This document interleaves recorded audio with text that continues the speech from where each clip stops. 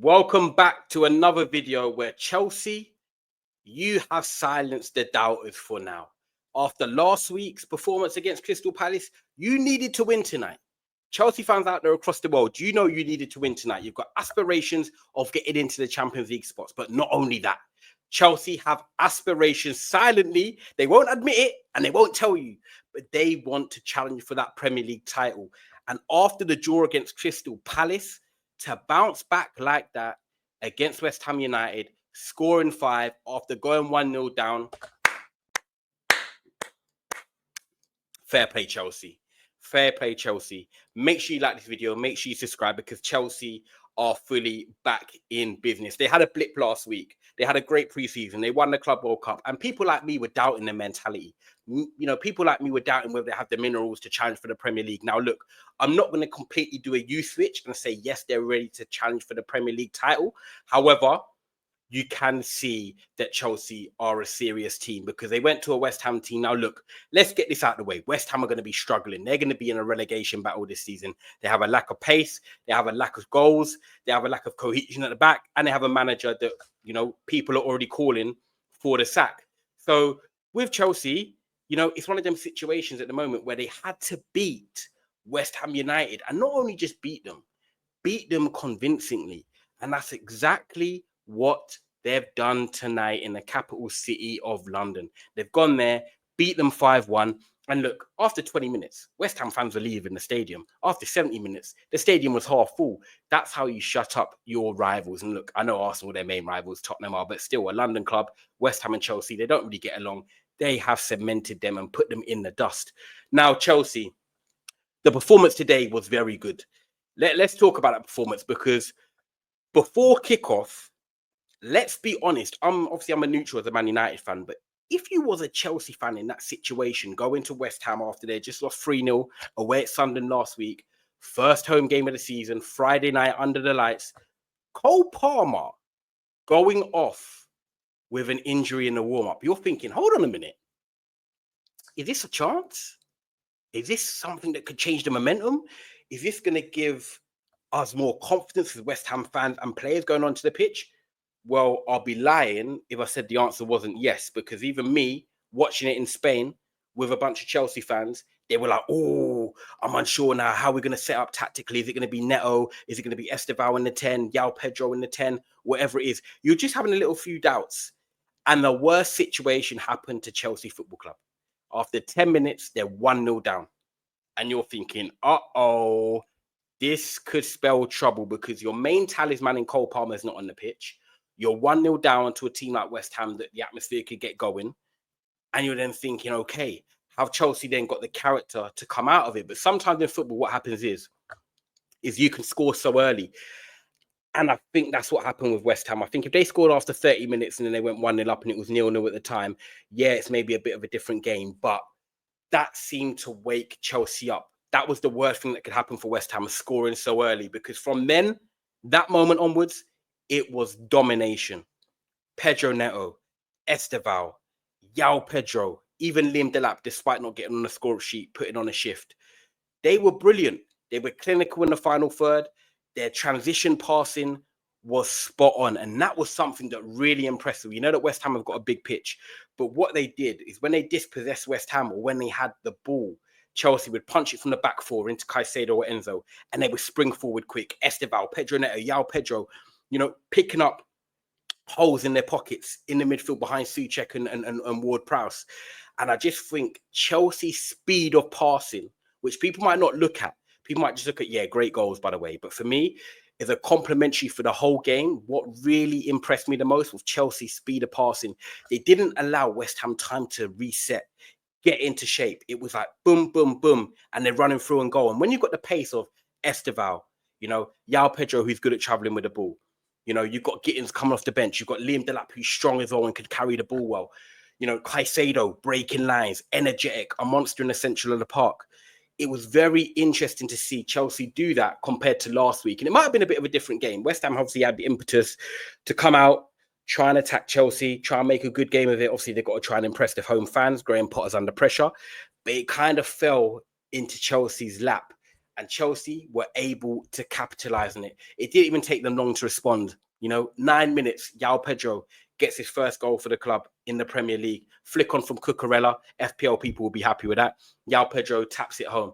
Perfect start. Then you get Pedro Neto scoring after 23 minutes, 34 minutes, Enzeo Fernandez. And after 30 minutes, you're thinking, wow, Chelsea were 1-0 down after 6 minutes. They're now 3-1 up. What a turnaround. And for me, from that moment, the game was done. Chelsea obviously got their the second half on the way perfectly. Caicedo from a corner. Poor goalkeeping from the West Ham player, by the way, Hermansen. That was poor. That reminded me of Bayinde last week against Arsenal. Just be stronger. Command your box more. And then Chalobah from a Joao Pedro assist again. And you have to look at Joao Pedro, and he's the player I'm going to single out mainly from this game because he's got a goal and he's got 2 assists. And after last week where he was quiet, I was considering him being dropped from the team today because stylistically, I looked at West Ham and how they set up with a back 5, and I thought they're going to make it tough. They're going to make it compact. They're going to make it hard for him to find spaces in the pockets. But the Cole Palmer injury for Joao Pedro was a blessing in disguise. And look, I hope for, football in general that Cole Palmer's not out for long. But it's given 2 things. Joao Pedro the opportunity to play in the number 10 role. And he was brilliant, dictating the play, dropping deep, running with the ball, creating chances, scoring and assisting from 2 corners. He done everything you want in a player that you sign from Brighton, who's Premier League proven. He showed that he can contribute in the final third with goals and contribute with assists. And he likes playing that role. I think Joao Pedro prefers playing off the striker rather than playing as a striker because it allows him to show more variety in his game. He likes to drop off to the left. He likes to drop onto the right, drop in the middle, link up play for the striker, run on from the striker as well, flick ons, transitions, the laps, hold it up, spins it out wide. Then Joao Pedro can make a dart and make the third man runs, which Enzo is very good at as well. And we saw Enzo do that a lot today. So with Joao Pedro getting an opportunity to play behind the striker, I thought that really benefited him. It allowed him to get into the game more, show his class, show what we've seen at Brighton when he was playing behind Danny Welbeck. So I think Joao Pedro actually suits playing more off a striker. However, when Cole Palmer's back, however long that may be, he'll be back playing as a number 9. And there'll be some games where he really works and some games where the lap's going to suit better. But this is what you want at a great football club like Chelsea, where you're challenging for major honours and competing on a lot of fronts. You want a team, and you want a team with depth and quality. And today, when they're bringing on Wesley Fofana, they're bringing on Reece James, you're bringing on Gittins, you look at it and you're like, they've got a squad, man. They have Andre Santos. They've got a very good squad. When it comes to Champions League midweek and the Premier League on weekends, Chelsea are going to be fine. As long as they can keep quite a lot of their main players injury-free, they're going to be fine. And you know that when it comes to the March and April, in some form, whether it's the Champions League deeper stages, FA Cup, Premier League, they're going to be somewhere in one of them. They have to be because they're too good not to be. But, the interesting thing is this. They drew at home to Crystal Palace last week. And that was a game that I said that they should be winning if they have aspirations of challenging for the title. They go to a team like West Ham, low on confidence, losing to Sunderland last week, managers under pressure, lack of pace, lack of threat. And they've done a job on West Ham. And I'm not surprised by the result as such. I thought Chelsea would win. But yeah, I am more surprised by the scoreline. Now, it's about, okay, can you follow it up? There's one game you've been good in, one game you've not been so good in. Now you've got a West London derby against Fulham next week. And as a football fan of Chelsea, if you did support them and you're watching this, you're like, right, okay, that was exciting. I enjoyed that. But now you need to go and beat Fulham at home and get 2 wins out of 3 games. And you've got 7 points from 9 points possible after 3 games. And you're like, okay, the ball is rolling. But tonight, that was a very good clinical performance from Chelsea. Look, Joao Pedro was good. I thought Estevao coming in for Palmer, he was good. He showed his ball carrying qualities. He got an assist as well. He could have scored. He was a bit selfish, could have passed to Joao Pedro. That's not a problem. But, your whole attack scored, Pedro Neto scored. Joao Pedro, I know Estevao didn't score, but he got an assist. They all contributed in some way in the final third. Your 2 midfielders, Enzeo Fernandez, Caicedo, both on the score sheet. So it was a very, very good night for Chelsea. And I think the mentality they showed to bounce back from going 1-0 down early on, I've got a clap for that because it could have been testing times. They could have maybe gone under or, you know, resented to the pressure, because that can happen in the Premier League. So I think that was great, the character they showed. And secondly, for me, yes, they won 5-1.